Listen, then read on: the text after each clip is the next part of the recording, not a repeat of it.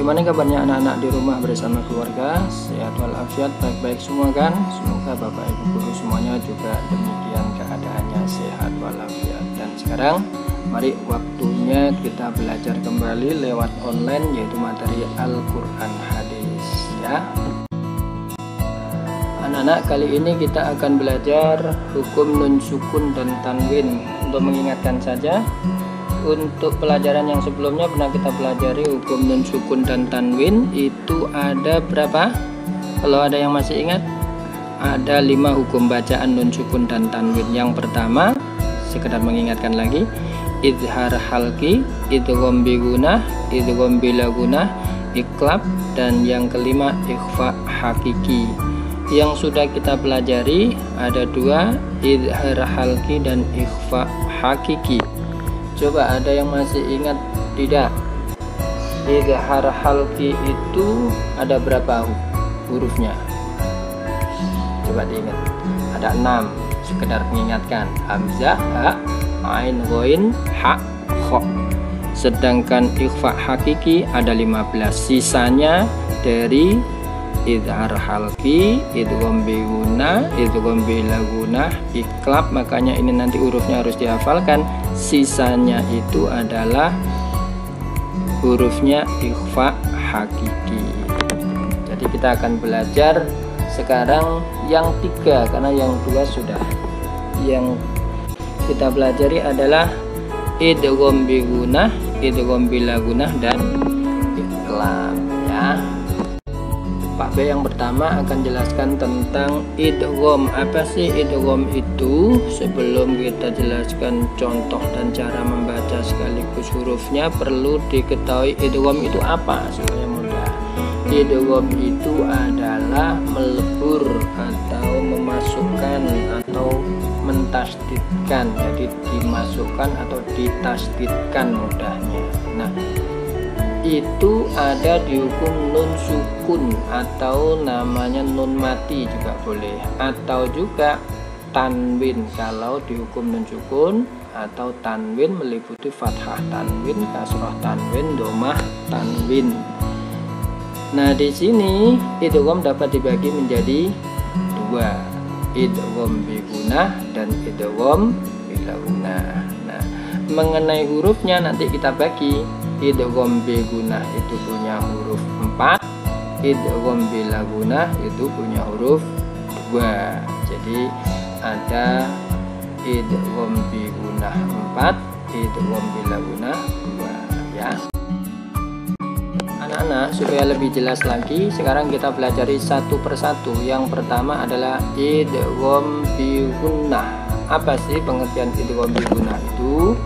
Idgham bi gunah itu adalah apabila ada nun sukun atau tanwin. Nun sukun atau nun mati sama, tanwin meliputi tadi fathah tanwin, kasrah tanwin, atau domah tanwin, bertemu dengan salah satu huruf 4. Apa itu huruf 4? Ya, nun, mim, wawu. Atau kalau digabung di dalam kalimat untuk memudahkan menghafal itu yanmu. Jadi dihafalkan yanmu. Apa yanmu itu? Ya, nun, mim, waw. Jadi itu hurufnya siapa?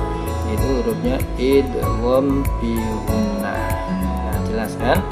Nah, sekarang cara membacanya bagaimana? Nah, cara membacanya tadi kan memasukkan atau mentasdidkan. Jadi cara membacanya dimasukkan, ditasdidkan pada huruf idgham bi gunah tadi.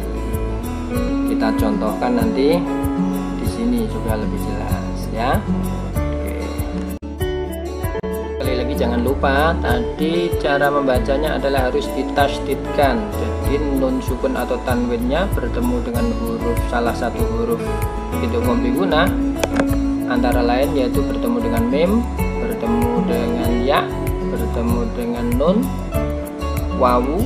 Itu semuanya adalah dibaca idgham bi gunah. Cara membacanya adalah mendengung. Contohnya yang di sini saja. Ka'asfim makul. Di situ ada fin, itu tanwin, kasrah tanwin bertemu mim. Mim hurufnya idgham bi gunah.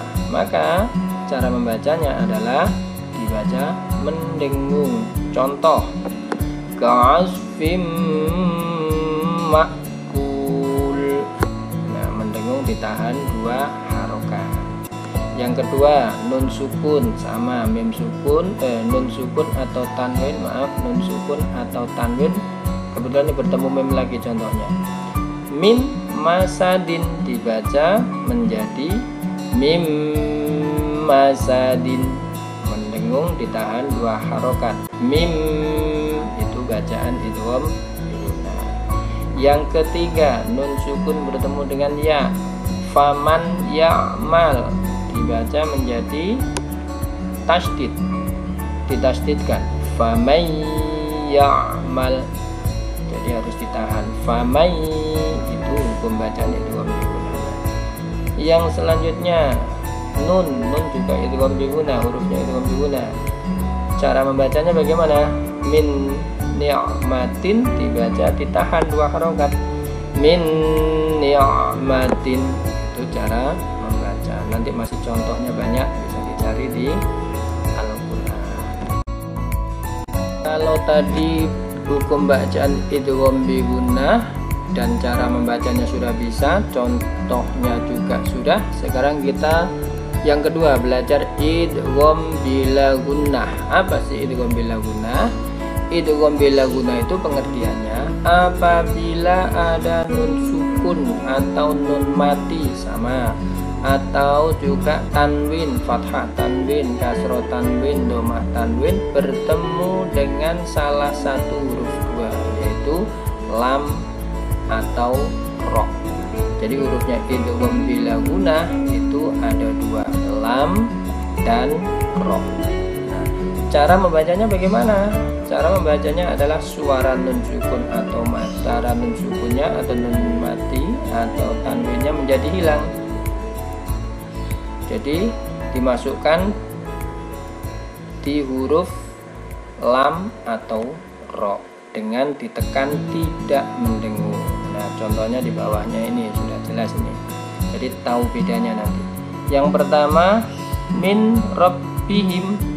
Min itu ada nun sukun, lalu bertemu dengan ro. Ro hurufnya idgham bila gunnah, maka cara membacanya nggak boleh mendengung, ditasdidkan tapi tidak mendengung. Mir rabbihim, mir rabbihim, jadi begitu. Yang bawahnya ghafurun rahimun, mana itu ada tanwin atau nun sukun, ada tanwin, kebetulan domah tanwin. Run bertemu dengan roh juga, maka dimasukkan dan ditekan. Ghafurur rahim, ghafurur, itu pelajarannya. Yang ketiga, faman lam yajid, faman nun sukun bertemu lam miliknya idgham bila gunnah, maka cara membacanya tidak boleh mendengung tapi harus gandeng.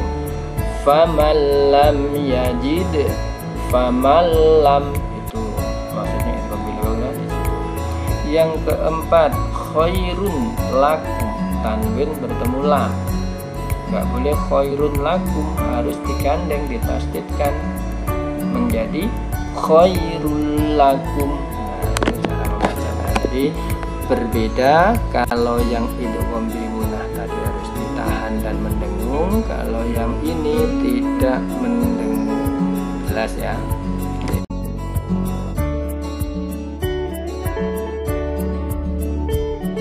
Ini untuk memudahkan saja. Jadi kalau idgham biguna itu hurufnya ada berapa?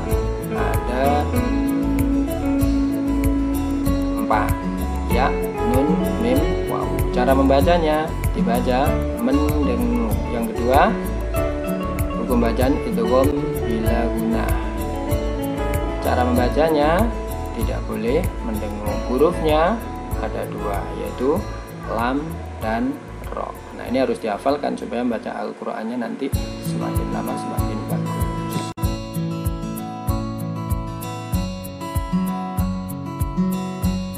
Ini tinggal tinggal satu yang belum kita pelajari. Semuanya sudah. Izhar sudah, idgham bila guna sudah, idgham bi guna sudah, ikhfa juga sudah. Sekarang hukum nun sukun dan tanwin, yang terakhir adalah iqlab.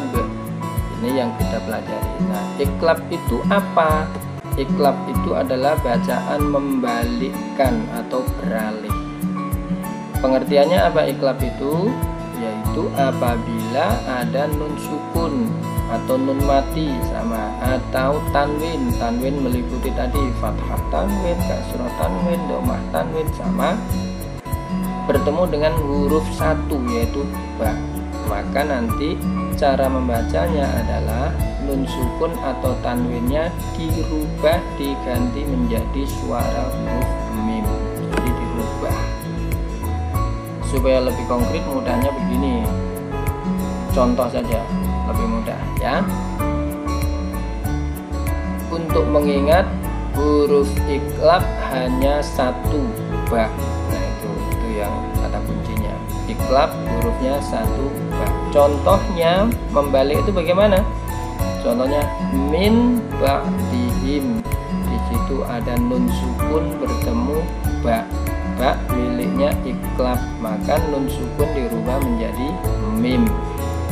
Min ba'dihim menjadi membacanya berubah mim ba'dihim, mim ba'dihim. Sampainya coba sudah tahu belum ada apa di situ? Nun sukun atau tanwin. Selanjutnya ada nun sukun bertemu dengan mana ini? Oh bukan nun sukun, tanwinnya ya. Ada tanwin yang belakang itu. Tanwin bertemu dengan ba, dhammah tanwin. Berarti ini hukum bacaannya iqlab, cara membacanya dibalik. Hillum bihadza. Yang terakhir kalalayun badan menjadi nun sukun bertemu ba di situ. Maka hukum bacanya iqlab, cara membacanya dibalik lagi sama, nunnya dibalik menjadi mim. Layum badanna, layum badanna. Itu cara membacanya iqlab. Berarti kita sudah lengkap hukum nun sukun dan tanwin. Nanti dipraktekkan saat tadarus online ya. Oke, makasih. Anak-anak, ini terakhir. Jadi pelajarannya sudah selesai semuanya. Yang paling akhir ini tadi iqlab. Iqlab itu untuk mengingatkan, iqlab itu berbalik, dirubah. Apa pengertiannya? Jika ada nun sukun atau tanwin bertemu dengan satu huruf ba, berarti hurufnya iqlab adalah ba. Cara membacanya nun sukun atau tanwin saat membaca dirubah menjadi huruf mim, seperti yang tadi dicontohkan Pak. Itu sekedar untuk mengingatkan. Dan nanti kalau membaca Al-Quran tadarus online langsung bisa dipraktekkan bagaimana cara membaca yang betul. Ada yang jelas, ada yang terang, ada yang mendengung, ada samar, ada lagi dibalik atau membalik. Nah itu semuanya terkait dengan hukum nun sukun dan tanwin. Jika kurang jelas dilihat lagi di pelajarannya atau bertanya kepada lewat WA. Terima kasih. Assalamualaikum warahmatullahi wabarakatuh. Selamat belajar.